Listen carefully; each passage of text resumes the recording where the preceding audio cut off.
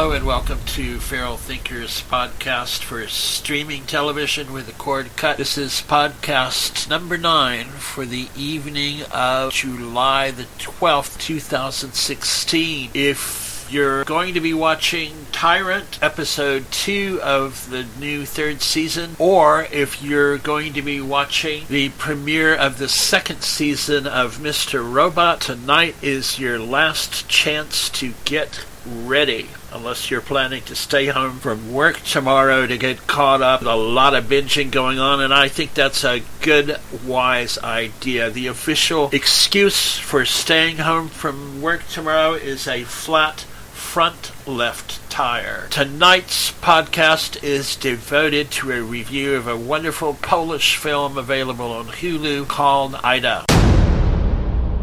I have just watched a remarkable Polish film called Ida from 2013, available on Hulu for free, as everything on Hulu is, I believe. So, since I don't speak any Polish, I'm going to mangle the names. But the director is Paul Balakowski, and he co-wrote the movie with Rebecca Linkowicz. And the movie stars Agata Kulesza and Agata Subuchowska.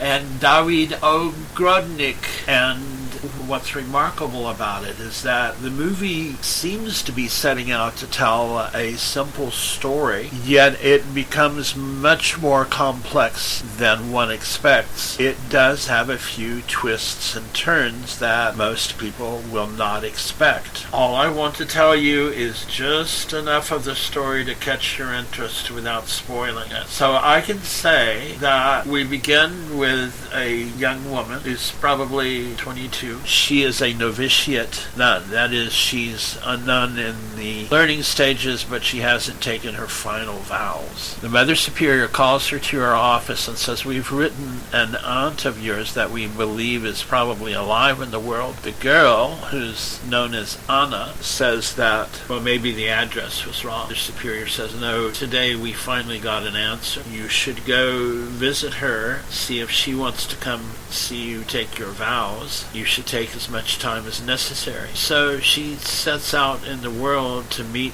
this woman. Implicitly, what we've already learned is that she grew up in the convent. Having reached adulthood, is considering making a commitment to stay in the convent for the rest of her life. So it is good that she steps out into the world, sees a little bit of it before signing off. I think Mother Superior made the right decision there and was altogether fair about it. Her aunt is a bundle of contradictions. She is a judge, but she is also a heavy drinker, and she is promiscuous. In every way, she is the complete opposite of her niece. Now, this is in Poland in 1960s, and the shadow of the war still looms in the background, and the communist bloc rhetoric and behavior and communist organization almost seems like a mechanism by which the Polish people can distance themselves from the war and all of the nasty things that happened. One of the first things that Anna asks her aunt is, "Why didn't you take me? Why didn't you raise me instead of leaving me in the convent?" And she said, "You wouldn't have liked it here." At first that seems cruel, but as we watch over the course of the movie, we begin to see the truth in that. But her aunt also has some big news that she wasn't expecting, which is that she is Jewish and that her real name is not Anna, but Ida.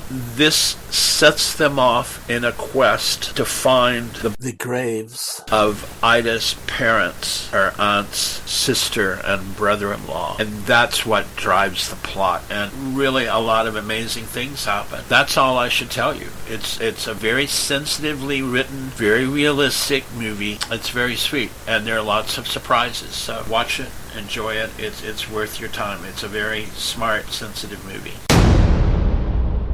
That's it for today's podcast. Thanks so much for listening. You can follow this program through my blog at dmasonwest.com, or you can follow along through any of my social network presences, which are listed at feralthinker.com. This podcast is published daily with a release at 4 p.m. Central U.S. time or 2100 hours Greenwich Mean Time. Thanks.